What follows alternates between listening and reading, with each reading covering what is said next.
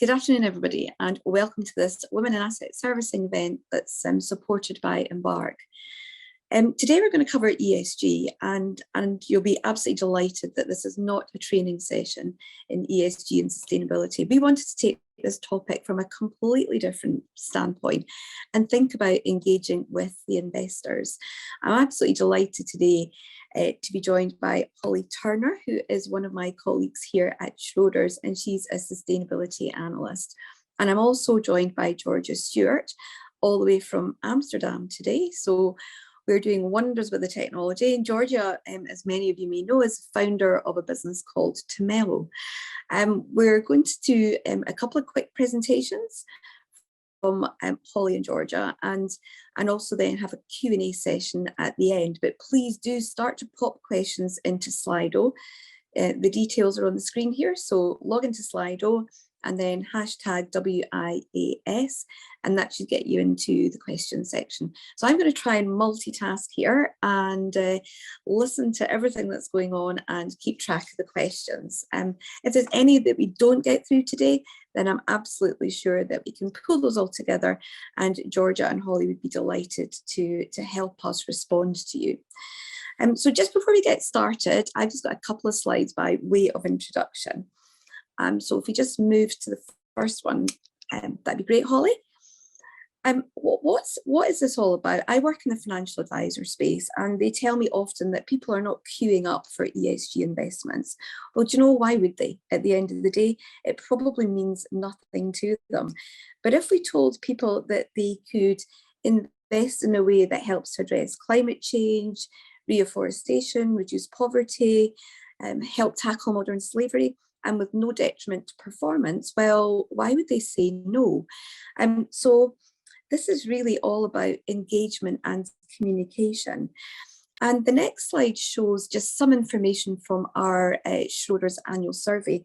And this is around why people invest sustainably. So if we move to the next slide, how invested are people in sustainability? And we ask people across 32 countries every year a whole range of different questions about their investing. And last year, the survey told us that 77% of people would not invest against their personal beliefs. And the numbers of people that are increasingly looking to invest in a sustainable way is on the increase. And they're looking to their financial advisors to provide them with some information on sustainable investing when they're prompted to. The next slide shows education. What does this mean? If we could move to the next one, Holly. Here's some perspectives on ESG. So many people don't even know that an ESG approach to saving and investment is even possible. They're more likely to select an ESG solution or sustainable solution if somebody talks to them about it and provides them with more information. And where do they typically go at the moment? Well, family and friends. So there's clearly work that we need to do as an industry to help engage the investor. And the last slide I'm going to look at very quickly is that there are definitely changing attitudes towards sustainable investing. We asked financial advisors in the last year whether or not the crisis that we've all been through, sadly, does that reinforce the importance of stewardship and using an asset manager who actively engages with company management. And you'll see the results here. But what they also told us is that they would increase the attention that they pay to ESG risks associated with investments. So clearly there is a move towards ESG investing and sustainability. But I think the bottom line is that we need to engage differently. And how do we do that? Well, we're going to look at two examples today. The first one I would call storytelling and making it relevant. And Holly's going to talk about plastics. It's a really hot topic at the moment.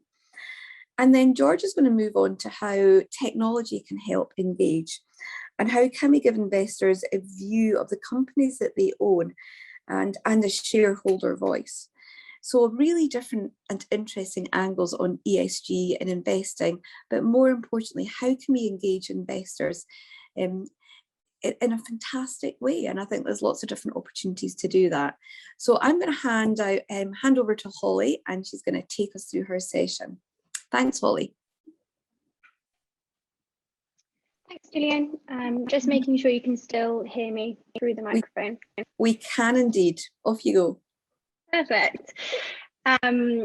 So plastics has been a hot topic in recent years, and Schroders has largely been sort of researching and engaging with the topic in a big way since, I guess, 2018. And what's interesting about the topic is how involved the general public have become, and how progress and pressure that the general public have had has basically placed on companies.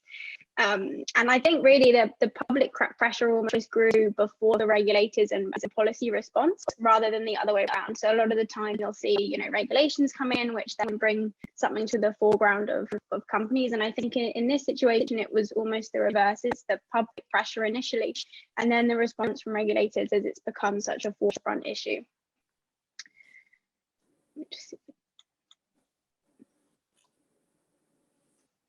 Here we go. So what is the challenge? So we're really past a tipping point in terms of the public concern and regulatory action on plastics.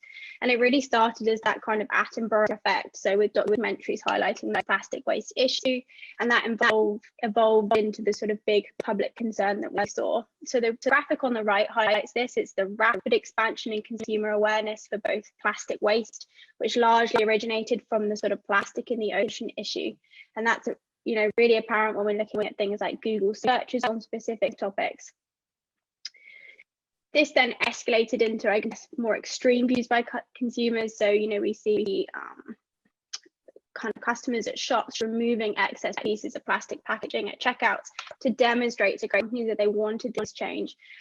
They didn't feel the need for this type of packaging, and really wanted to sort of influence the companies they were buying from.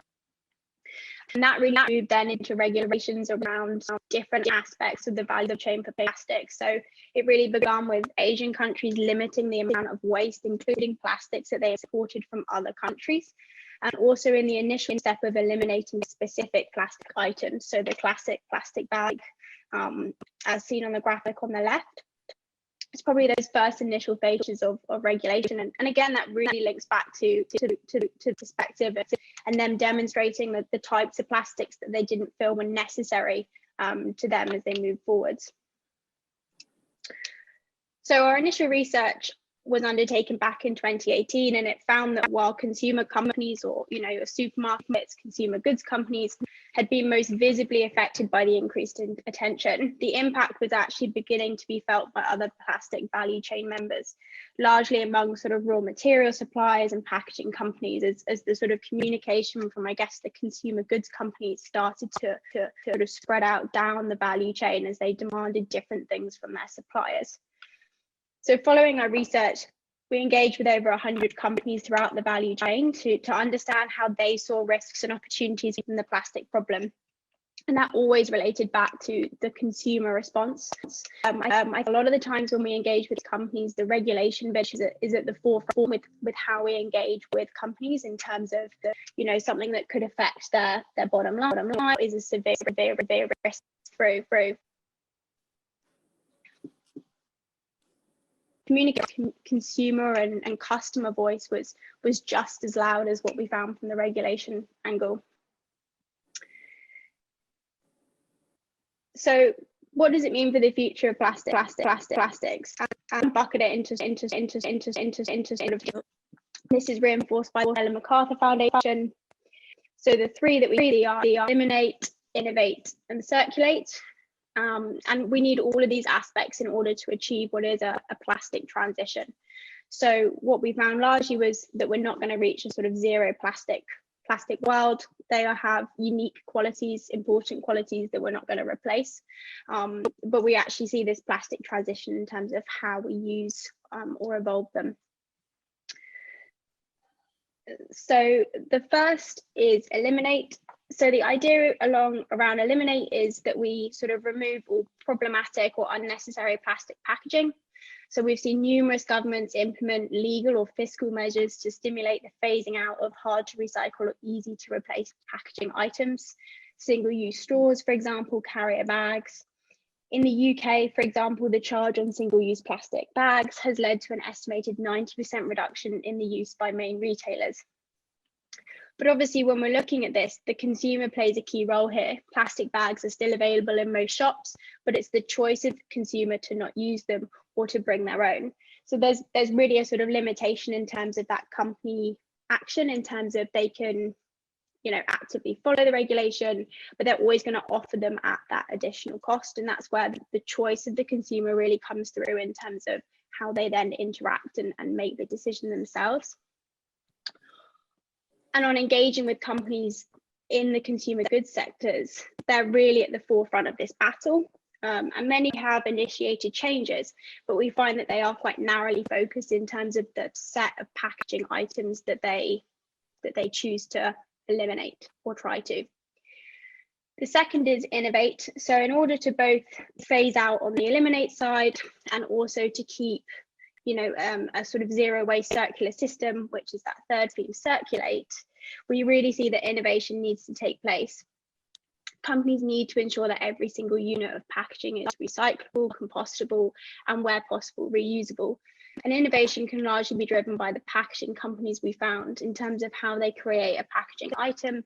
And through engagement, we actually found an inconsistency in terms of definitions around what innovation should look like. So if we take an example, company A discussed using less plastic within a packaging item, whilst company B stated that they would only use one type of plastic within the item and only use plastic. Now, obviously, on original thought, you would say, oh, the elimination or the slow reduction of plastic was beneficial. But actually, when we then engaged with different value chain members, such as waste management companies, we found that company B actually had displayed a greater understanding of the plastic issue. By making a product from one type of plastic, the company had actually increased the likelihood of that product being recyclable or closed loop, as the sort of recyclability of one form of plastic is actually easy for a waste management system to comprehend and recycle. So, you know, clear examples are, did you ever realize that a red Coca-Cola cap, given it's a different type of plastic to the clear bottle, and the difference in color can make some waste management systems mark it as a contaminated plastic item and remove it from it being recycled. So the final column there is circulate. So this is the ultimate form of innovation for me. It's the premise of a sort of circular economy where we close the loop on plastics. So we still create and use plastics, but they never end up as a form of waste as we continue to reuse them. And as investors, through engagement, this is where we really encourage companies to pay key attention to ideas around circularity. And I'm going to give you a couple of examples here.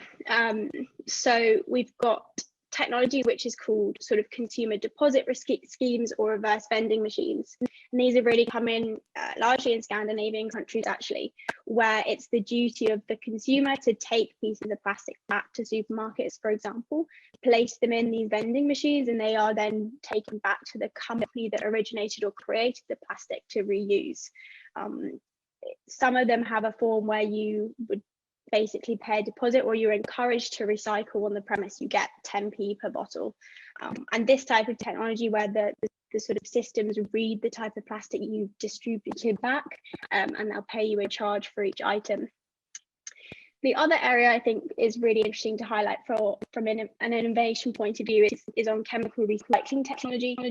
So when we're looking at innovation, current recycling systems only recycle plastic items about 7 to 8 times before they become weaker and don't serve the same purpose. So there's almost a limitation in terms of that closed loop system at the moment.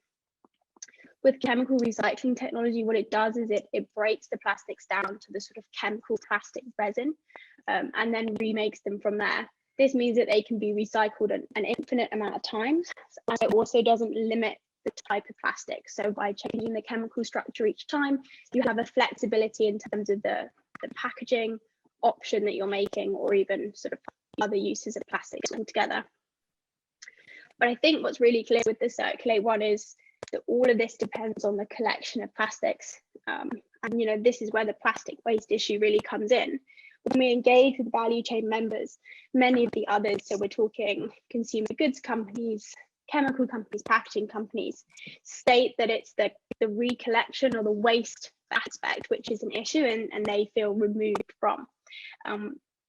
And this is obviously where kind of general public, every individual remains the sort of key end user of plastics, and therefore has the sort of responsibility to dispose of plastics to ensure they're reused again. Whilst we engage with companies in terms of, you know, producing technology, like I've referred in terms of the reverse vending machines, there's always going to be that consumer or individual person element within a plastic value chain. And that's, you know, a really important component in terms of how we move forwards in the transition. So what's next in terms of plastics, I guess? I don't think the spotlight on plastics will ever disappear. Firms can further advance themselves in these three components. And, you know, we think companies that are prepared for each strand and the regulations that could come from each are going to be less vulnerable to change in terms of consumer usage or regulatory requirements. And major investments into transformative technologies are really where we're looking for. So those ones I discussed around chemical recycling, consumer deposit schemes, the kind of real chunk of innovation coming through. And as active owners, we still need to continue to engage with companies to encourage them to strengthen their practices. I think one large thing we find is the lack of disclosure. Even when we engage with companies, we ask for a lot of specific details around segments of their business linked to plastics. And even your sort of most developed companies give very limited sort of specific numbers on plastic use or disposal, and I think that's something that we then struggle to sort of monitor the progress of as easily. But as I said, there's a couple of pinch points, and that waste management or recollection of plastics to reuse is really one of those that going forwards is still going to be there. And so I think one of the real driving forces that continues to take place with the plastic transition is the consumer voice, and the way in which we sort of act and respond to different regulations coming through. And then I guess where we haven't focused on with our regional research on the value chain members is maybe putting pressure on new sectors. So for me, obviously the attention at the moment, or where we see the sort of consumer versus company battles most, is on those consumer goods companies, largely within food packaging, food retail. When we're looking at other areas where plastics have a high level of waste, would come through in the likes of a hospitality and leisure business area. And also, I mean, this is a sort of personal one for me, but I'm always surprised at the sort of cosmetics companies that use a lot of plastics. They use a lot of coloured plastics. We don't receive the same type of pressure that's both consumer and regulatory than we do find in the sort of food retail market. And so I think for us, when we're looking at how the plastic issue can evolve, we're very much trying to pay attention to new sectors that we could both encourage, push for change, but also could take up a sort of wider responsibility on plastics. So yeah, thank you, Gillian. That's thank you. Presentation part.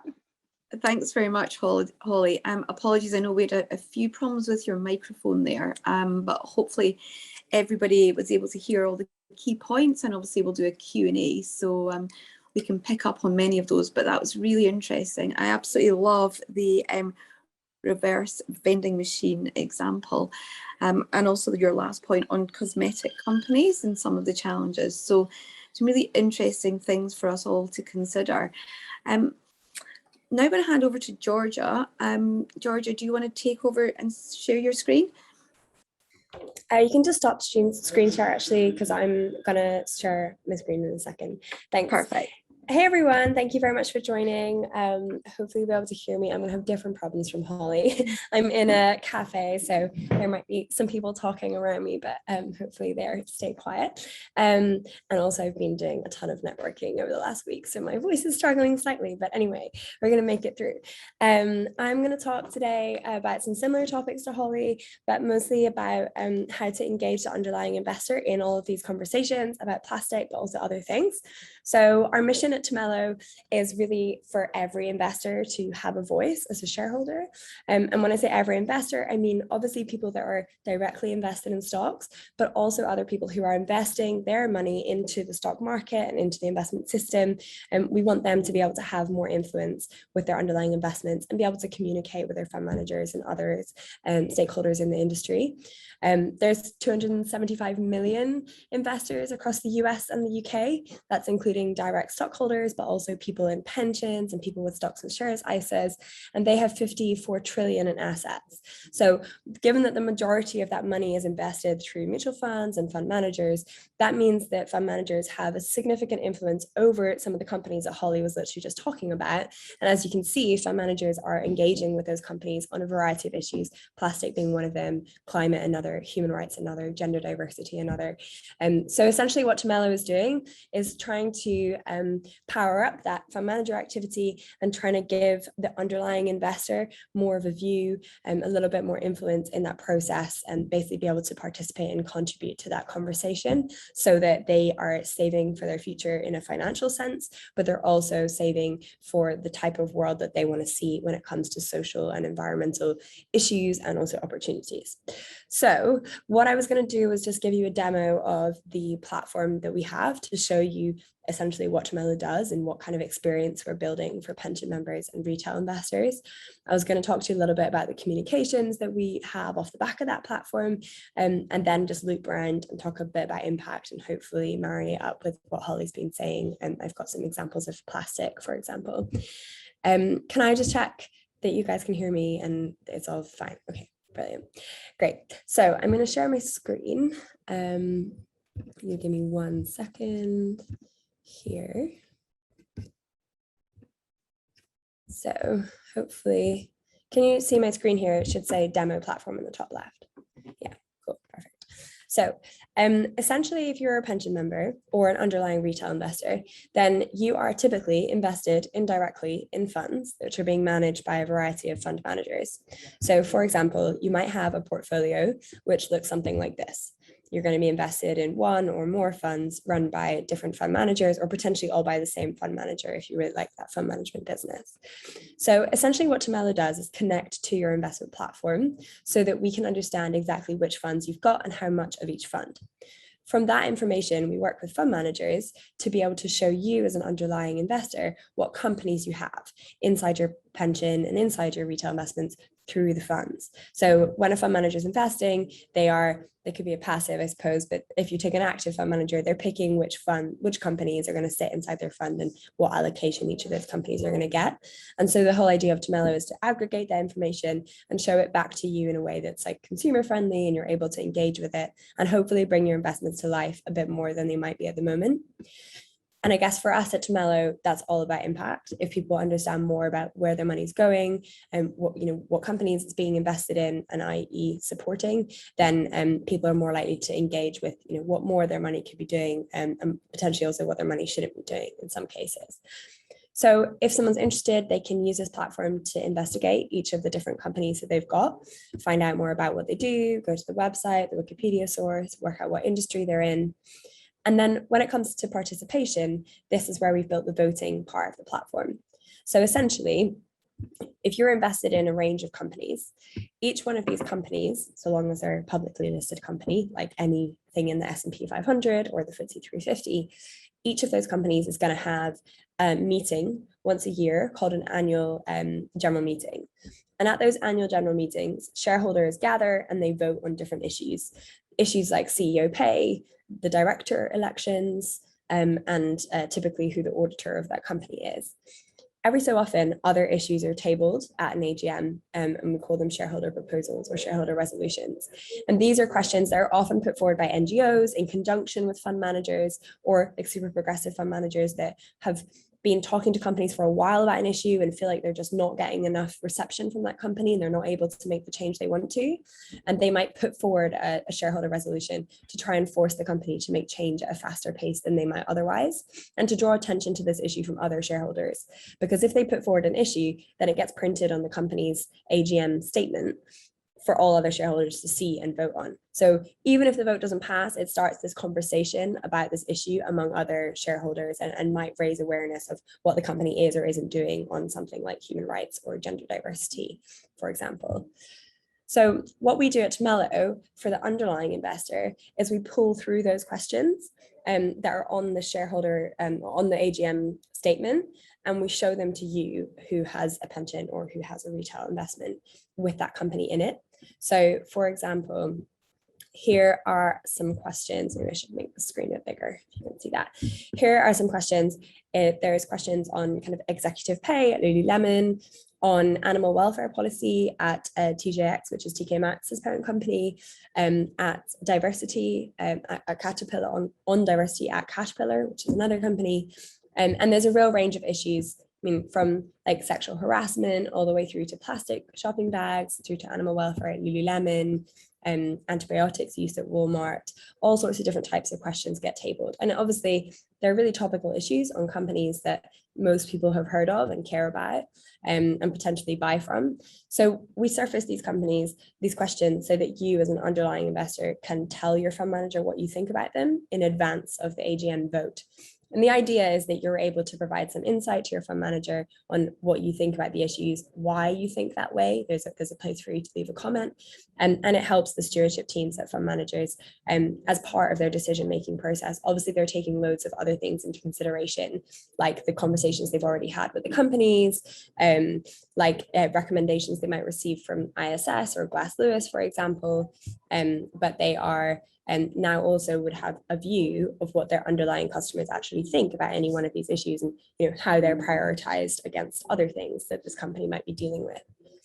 So on the platform itself, someone can go into Caterpillar, for example, they can read the shareholder's argument. So that's the argument from the original shareholder who put that proposal forward, and they can read Caterpillar's response. So that's the board or the management team at Caterpillar writing a response to all the other shareholders to say, we agree with this, we think we should vote for it, or, we're actually already doing all these things and this isn't a focus for us, or it's not material for our business, whatever the reason might be. And so as an underlying investor, you can read both sides of the story. If you want, you can go and do your own research as well. And then you can work out how you would love your fund manager to vote, if you had a voice with them. And that's essentially what we then do, is we collect your opinion, depending on what you vote. You can leave a reason for voting, and we then aggregate all of that information, take your name off it, obviously, but keep your opinion there and send it through to the stewardship teams at the various fund managers who would be managing your money. And so I guess the last thing to say about the platform is that there's a feedback loop. So if you've obviously voted on gender diversity at Caterpillar because it's a company you care about or it's an issue you're passionate about, then you want to know what actually happened in the real world. So on the vote results page, we pull that information through. So if I take like the Nestle example here, shareholders, or I think Nestle itself actually was putting forward a climate change proposal in this case, for like a net zero emissions plan.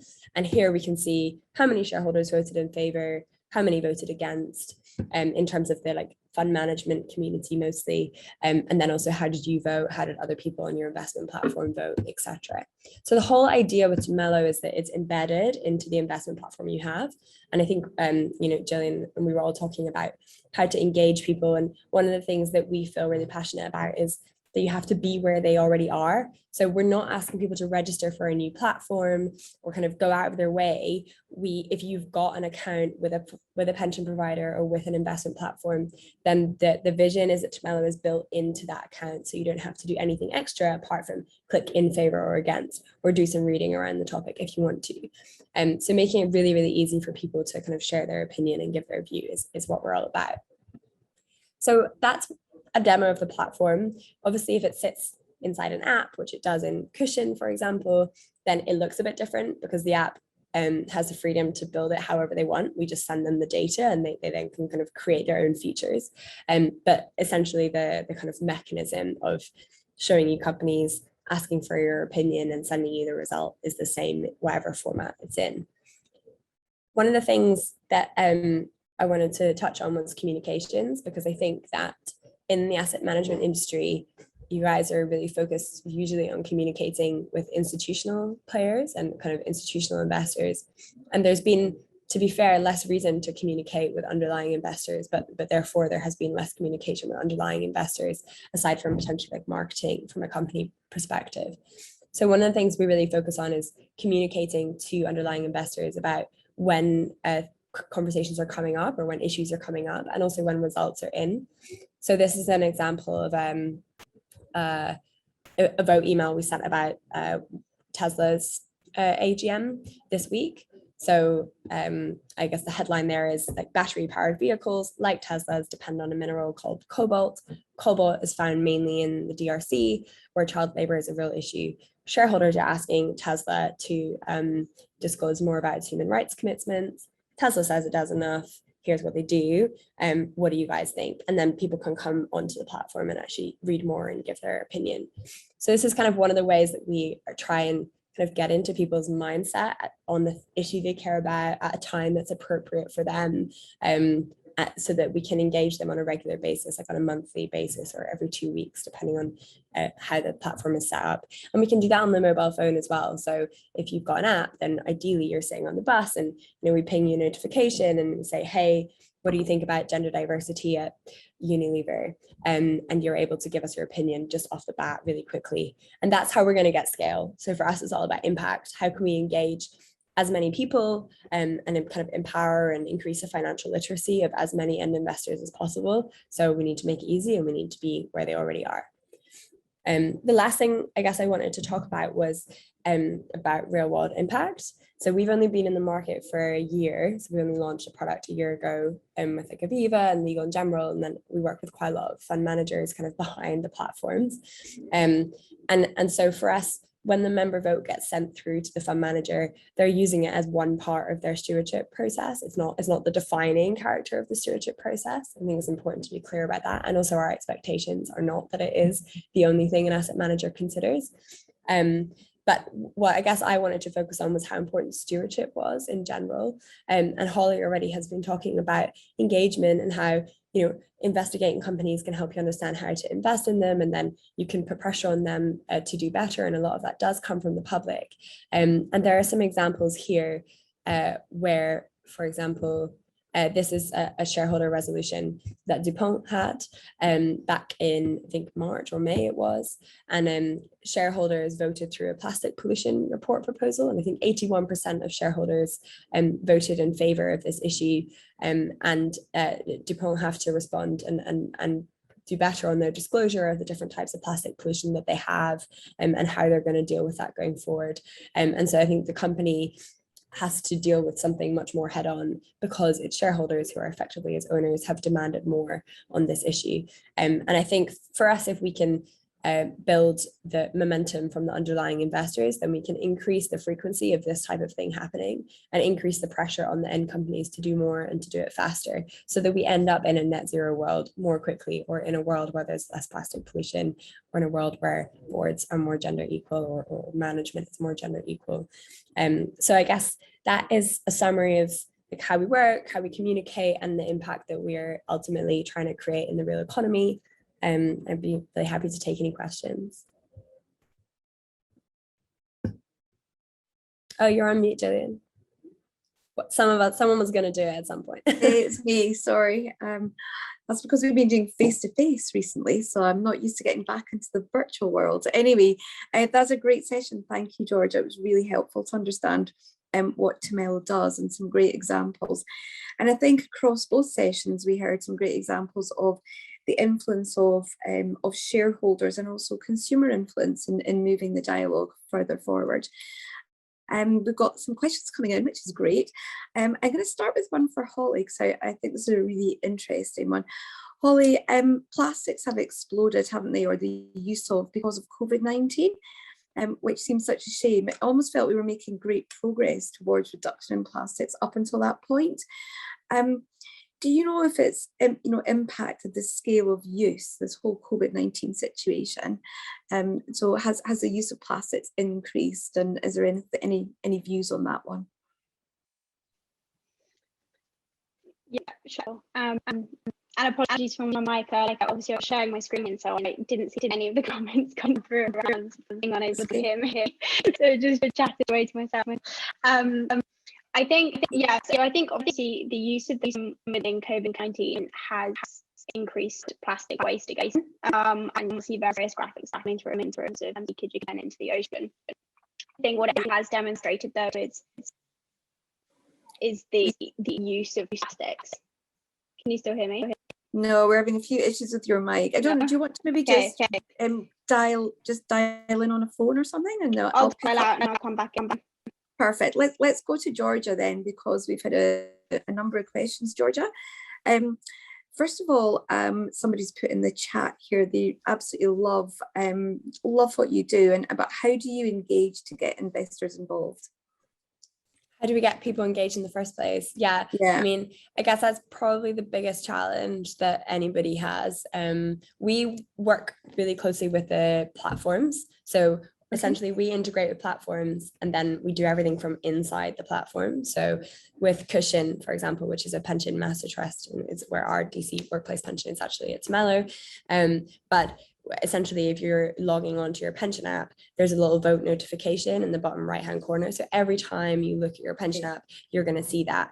Alternatively, with Legal and General, for example, when we launch with one workplace at a time. So we've launched with like NatWest Workplace, for example, and some others, or many others.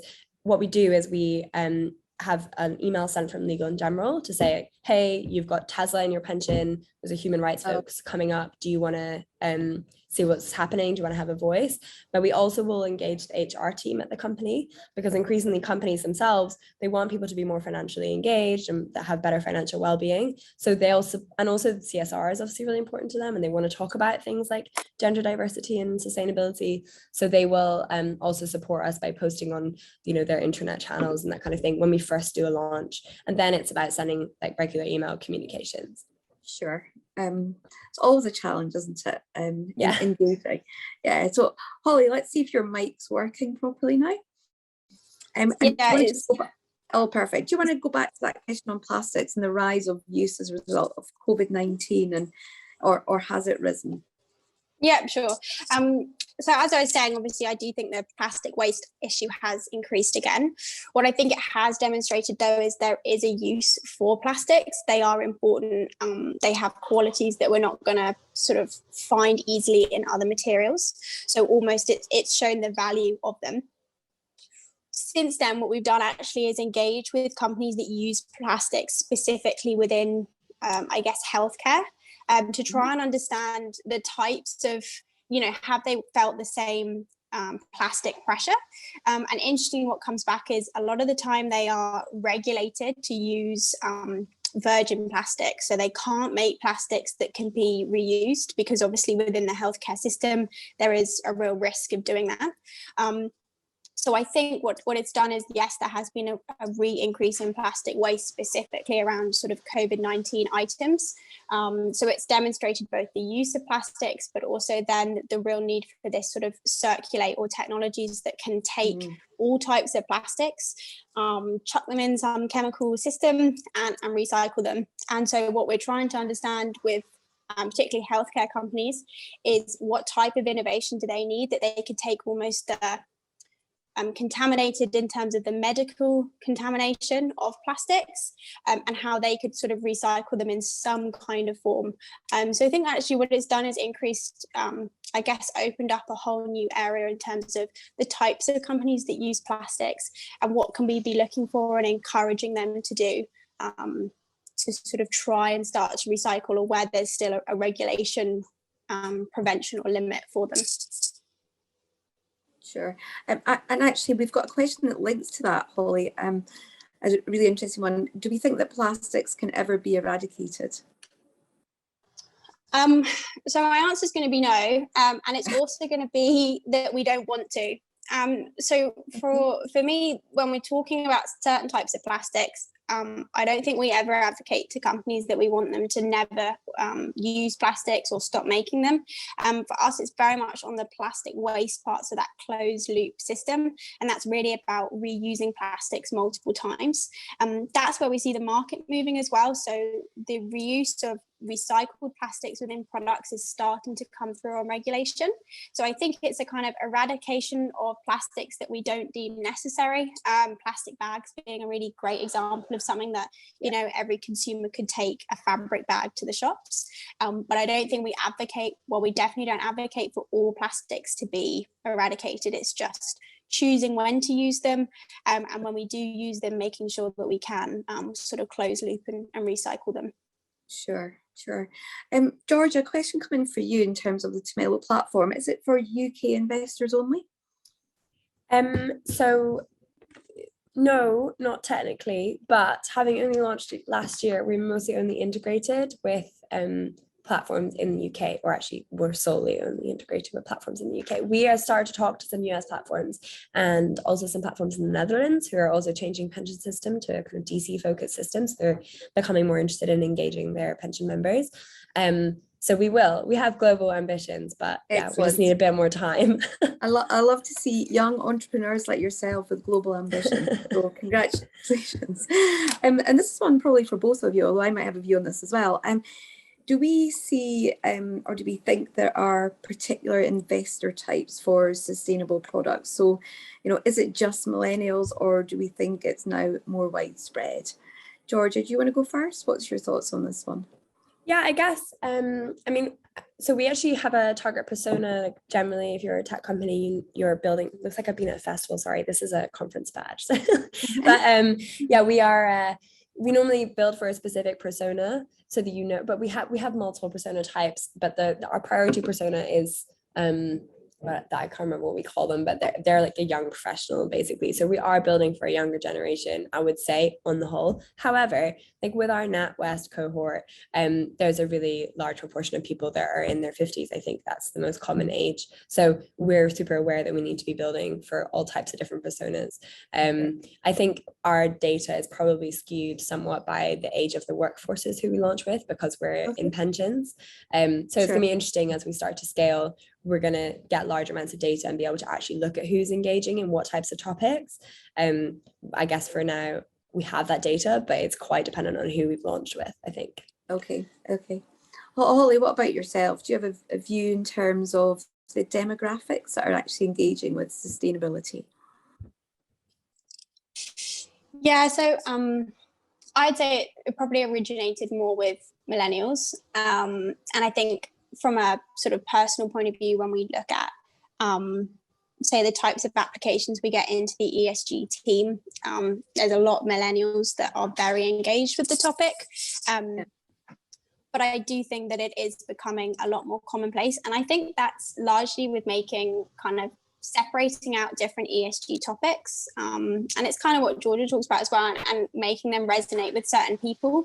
So, you know, I think like climate change, for example, is something that everyone's always associated with ESG. And that's something that millennials obviously pay a big front into. But when you're starting to show the kind of breadth of ESG issues that are out there, I think you start to then become sort of more widespread in the sense of what individuals resonate with as a topic of interest to them. Yeah, I would agree. And certainly I think maybe a few years ago, it felt like it was a millennial issue, or it was a discussion. And I think certainly in our research, we're seeing a much broader audience now engaging with sustainability and ESG. And I think that's back to this constant education process. And Holly, you mentioned ESG. There's always been a focus on the environment, hasn't there? Because it's probably easier for people to understand. But I think in the last year, what we're seeing is more people understanding the social and the governance factors that are around all of this. I'm going to pick up back to plastics for a minute. There's been an interesting question around how do we tackle greenwashing? Holly, this is one about, if you think about McDonald's, who switched from plastic straws to paper straws, which should be more environmentally friendly, but apparently the paper straws are more difficult to recycle. So is sometimes replacement worse than the actual original product? Yeah, definitely. I think there's a big element of this, and it's that whole, when do we use a plastic item? When is there a good replacement? Paper is a great example. For me, you know, if you think about where paper originates from, you've got the forests that are linked with it. We want companies with really good forest management. Otherwise, paper can be quite detrimental. And again, with the straws, so when you wet paper, obviously when you use them, they become actually really difficult to recycle. So another easy example is pizza boxes. They're always made of some kind of cardboard or paper. As soon as you dampen them, or the grease gets really sort of within the paper, they're not being recycled. When they get to the end point, they are difficult. For me, plastic straws is a difficult one because I kind of just think, could we all just not use plastic straws?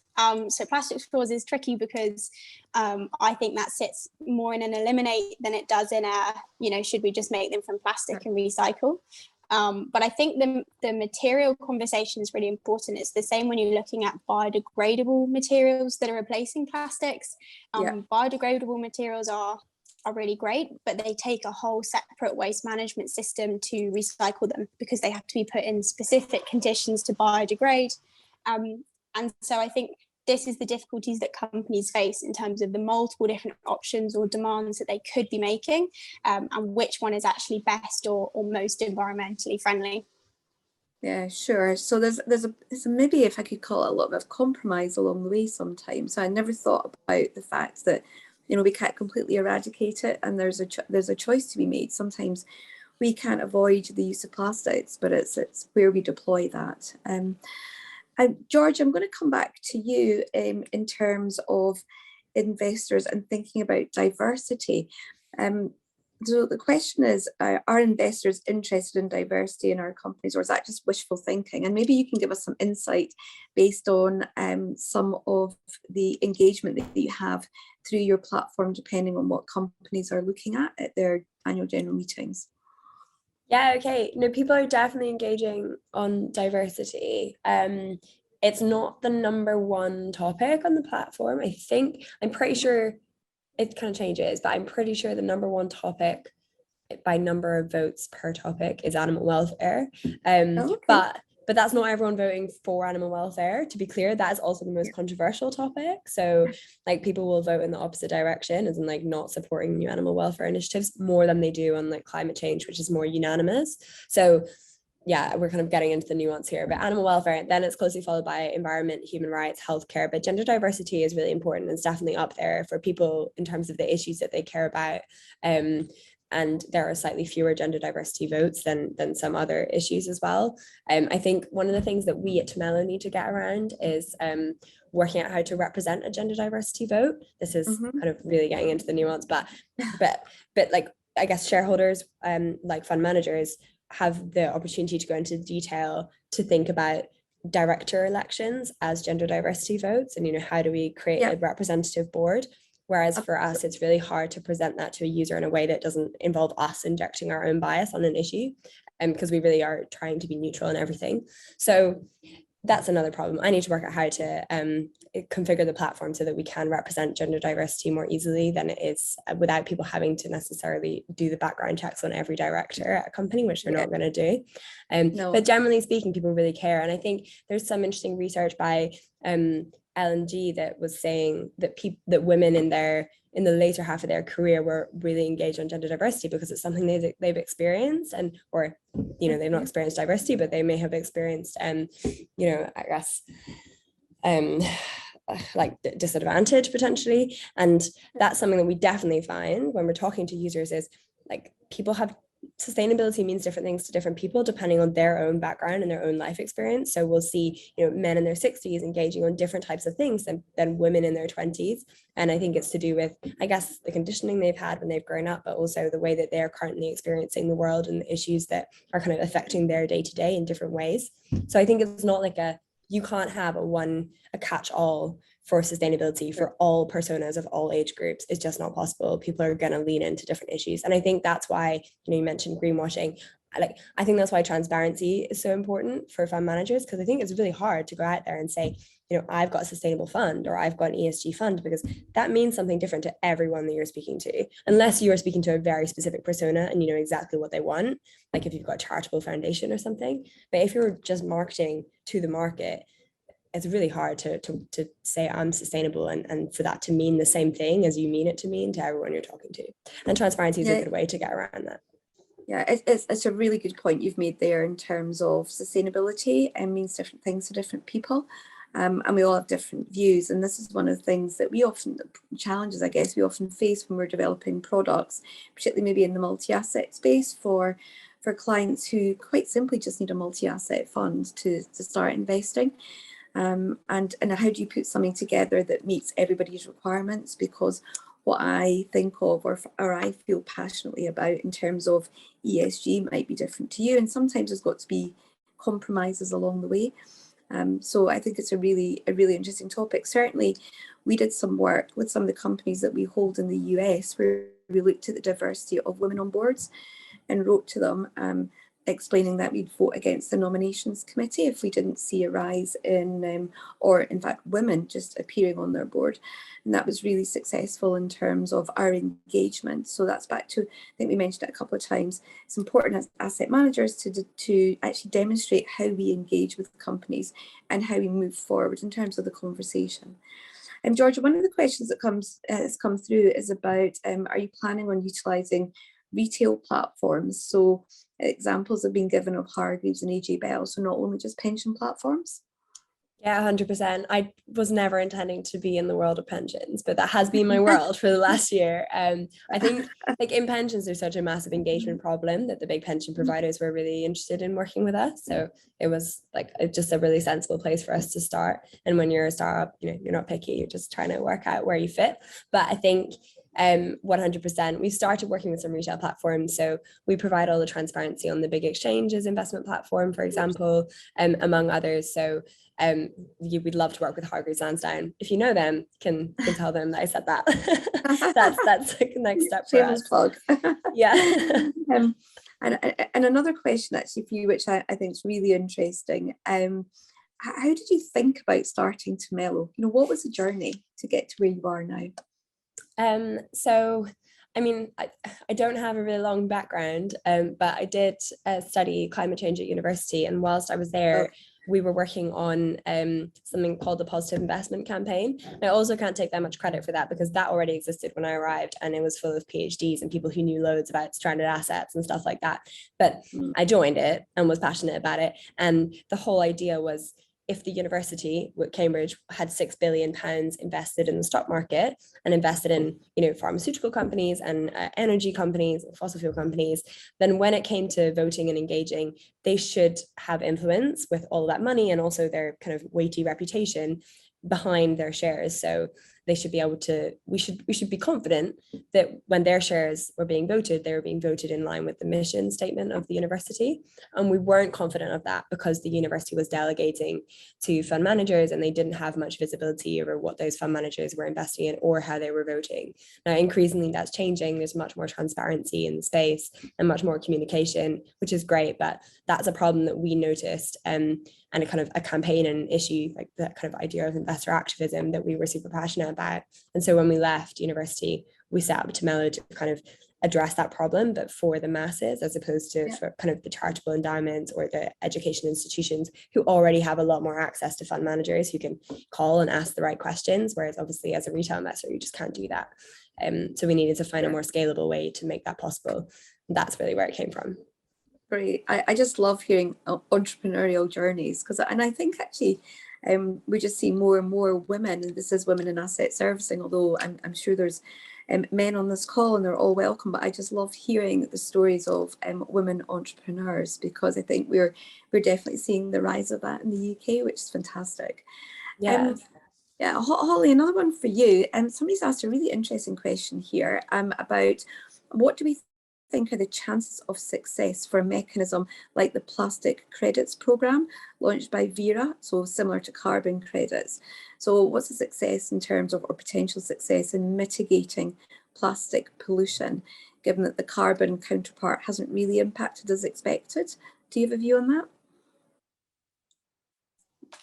Yeah, that's a good question. I think when we're looking at sort of credit systems, and we've looked at it for multiple different types of materials or products, carbon's always going to remain quite an easy one in terms of what you can capture or sort of lay claim to one company, on the sense that you know, each company reports or has carbon emissions associated with it.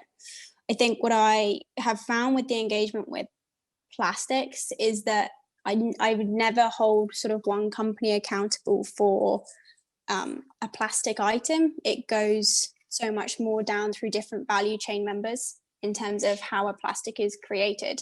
And that's even evidenced when we look at regulations around, it's called the producer responsibility. So they tax on various, largely the producer responsibility sits with plastic packaging companies, but it also places a certain percentage on chemical companies. So for me, whereas, you know, with like sort of carbon credits, you can place it on each company separately, particularly if you're only looking at sort of the scope 1 and 2 emissions. For me, plastics is so ingrained in the whole value chain of a plastic item that I think I would struggle to proportion, you know, the credit specifically to one company without then saying it's attached to sort of 2 or 3 other value chain members. It would be the same if you try and expand a carbon credit out to sort of that scope 3, which encompasses various different value chain members, and the sort of double counting that would then happen in terms of where you're placing the responsibility or part of a credit. Okay, and maybe this is a similar or a linked question here, and again, Georgia, might put this one to you first. How do we track the tangible impacts that ESG funds are having? Is there a system, hence my link to you, to track their impacts on environment and society? Oh gosh, or is that your next project? No, please. Like, we don't need another project. Yeah, gosh, I mean, that's difficult to do. I think I'll talk about it from a stewardship perspective because that's what I really know about. I mean, there's a lot of ESG ratings and kind of impact tracking companies out there, and that's not what we specialize in at all. And I think there's obviously lots of problems there about data availability. One of the things for us when it comes to stewardship is that companies themselves, if they do make a change, are unlikely to turn around to the market and say, I did this because so-and-so told me I had to. I mean, we've definitely seen with stewardship over the last 5 years that companies will kind of come up with a brilliant idea just after the shareholder meeting and be like, oh, we're going to disclose our plastic now. We really want to do this. And it won't make it look like they've been forced into a corner, which makes it quite hard to work out who's done what when it comes to actually creating change, I guess. So I guess that's a difficult question to answer. I think for us, we can measure impact in a couple of different ways. One is just looking at financial literacy and kind of engagement, and actually on an individual level, we are improving lives if people are more engaged with their personal finances because they're likely to invest more, save more, be in the correct products. And then on a more macro level, is change actually happening in the real economy? Are shareholder votes going through and are companies following through? And that's something that we want to focus on more and more, is actually if this vote has happened or if it hasn't been passed, what does DuPont go on to do about plastics and can we report that back? And I mean, in terms of the voting, that's a bit more tangible. Engagement is harder because that's conversations behind closed doors and it's hard to work out who said what and why companies have reacted. But, you know, the large asset managers, especially those, you know, US headquartered asset managers, control influence, however you want to think about it, huge amounts of the market when it comes to the S&P 500, and they can swing a vote. So they can change a vote from being something a company can ignore to being something a company actually has to abide by or is under a lot of pressure to abide by, even if it's not legally binding. So in that case, impact is a bit easier to trace. And for us, that's what impact is. It's about actually how can we change outputs in the real economy and the way that we're living our lives or are going to be living our lives in 30 years time.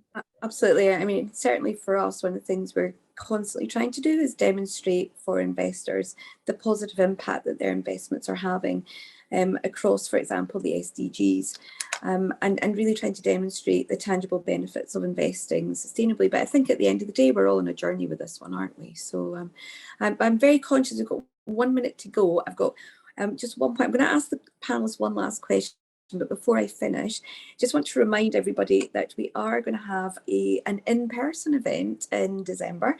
It's a drinks event and invites will come out shortly. So watch out for that one. And again, we're absolutely delighted that Schroders is going to help support that event. So if you do want to come and meet us all face to face, then just watch this space. And another little plea for volunteers, we're always looking for volunteers to help write content for our new website, which I have to say is absolutely amazing. And thanks again to Embark for that. One just last question we finish. What do you think is one thing that we could do to continue to engage investors? Holly, do you want to go first? Yeah, sure. So I guess my perspective comes as someone that receives the kind of end bit, and I think what Georgia does in terms of that gap is really evident to me in terms of the communication gap. What we receive investors is obviously largely through I guess clients and client questionnaires, and what we found is they've become increasingly probing. So wherever as an individual voice you can get to that kind of client level, I think then that communication gap is really important. We, as an ESG team perspective, and I sit on research rather than product, but we do communicate a lot, is that we get ever more challenging questions in terms of our research, our engagement with companies, things like evidencing our impact of engagement. And any types of those questions really do then filter into the work that we do. And so I think it's really any views that can get into that kind of client dialogue with investors, and really kind of like anyone's vision for the future and what they want to see. Because as I did in my presentation, linking it back to that consumer voice is really important. And that's something we can take to companies as well as a kind of pressure. Absolutely. Engagement. Georgia, one last comment from you. Sorry, we're just slightly I guess over. it's like timely personalization. You need to talk to people about topics they care about at a time that's right for them. It's hard to do, but like Netflix has done it, and that's the type of thing we're aiming for. Brilliant. Well, look, thank you to everybody. Thanks to my guests today. You've been fantastic. And I think we've all learned loads. Thanks to everybody who's been listening to the call, and the level of engagement in terms of questions, fantastic. And we look forward to seeing you sometime in December. Just watch this space. Thank you.